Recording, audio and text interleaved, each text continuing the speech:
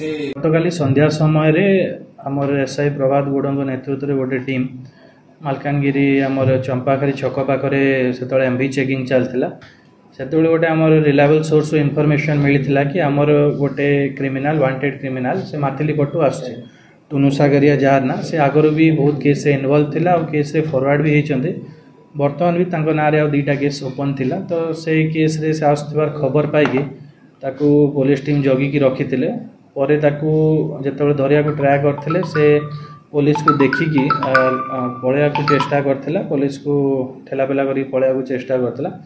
शेष में धरिया को काबू होते ताको सर्च कला परे ता पाखर गोटे 7.65 mm गोटे पिस्तलटे मिलता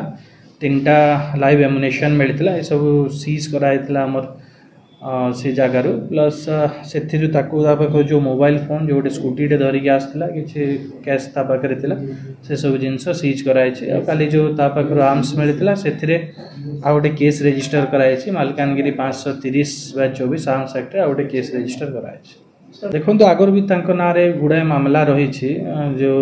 प्राय एमती चोरी डकायती ये टाइप रो मामला तो जेहेतु से आर्म्स धरते तो किसी से करने चेष्टा करते पारते।